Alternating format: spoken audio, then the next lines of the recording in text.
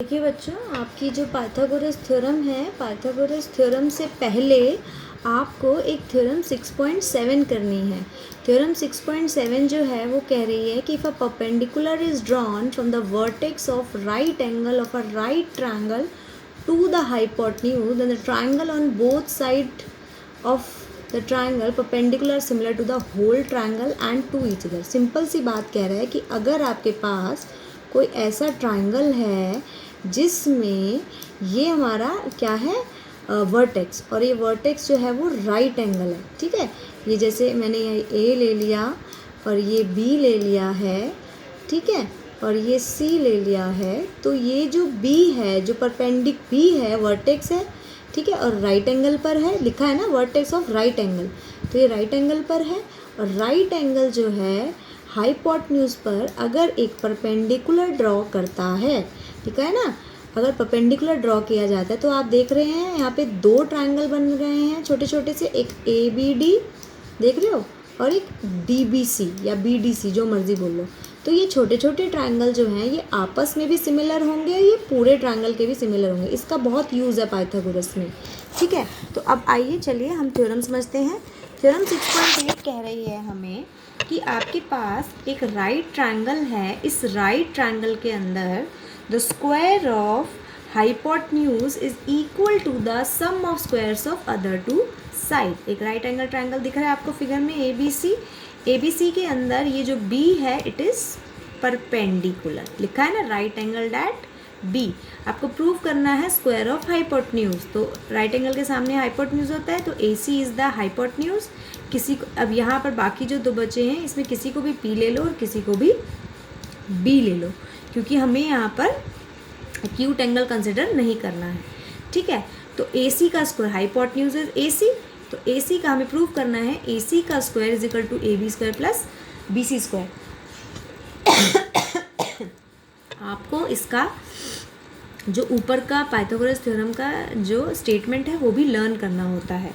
The square of hypotenuse is equal to the sum of square of the other two sides.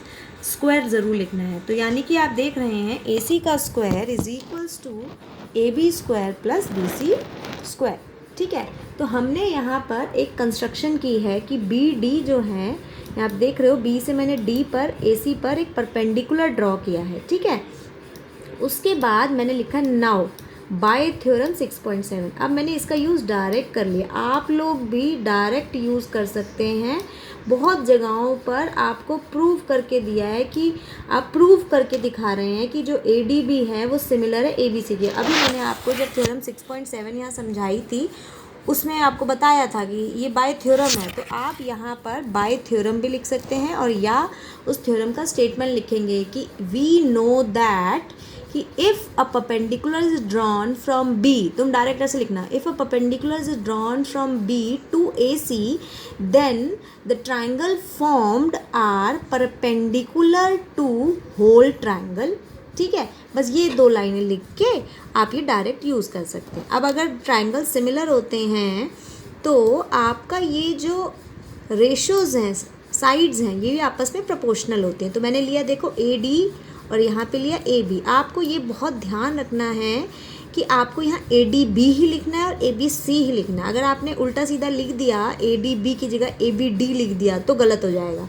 आपको यहाँ ये रटना है, ADB is similar to ABC, तो AD upon AB, देखो ये आगे का AD लिया तो इधर भी मैंने आगे का AB लिया, AD अपॉन AB। अब लिया है देखो AB अपॉन AC, AB वाला पार्ट ज़रूर लेना है, बस और चाहिए नहीं था इसलिए मैंने दो ही लिया है।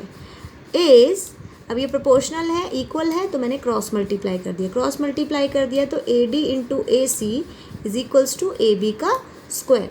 ठीक है, उसके बाद देखिए सिमिलरली यहाँ पे डायरेक्ट लिख देना, बाय सिमिलरली आगे देखो BDC is similar to ABC। ये सिमिलर का साइन होता है बेटा छोटा सा, BDC।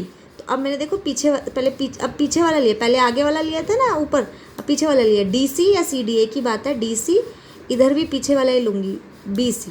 ठीक है, इक्वल्स टू यहाँ पे भी अब एक छोड़ के एक BC अपॉन AC। ठीक है, अब क्रॉस मल्टीप्लाई कर दो इनको भी, क्रॉस मल्टीप्लाई किया तो ये बन गया CD into AC equal to B square.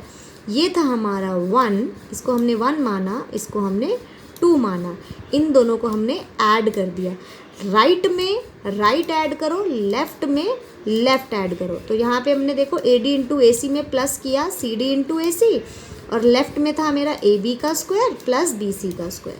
अब दोनों में AC AC है, AC कॉमन ले लिया तो यहाँ बचा AD प्लस CD। जब AC कॉमन ले लिया तो ये एक बचा AD, ये बचा CD। अब आप फिगर में देख पा रहे हैं कि अगर मैं AD में CD प्लस करती हूँ तो वापस से क्या बन जाता है, AC। ठीक है, AC बन जाता है तो AC इंटू AC क्या बन गया, AC का स्क्वायर, और लेफ्ट तो पहले से ही था। इसी तरीके से ये हमारी थ्योरम प्रूव होती है। तो बेटा इस थ्योरम को हमें इस तरीके से करना है।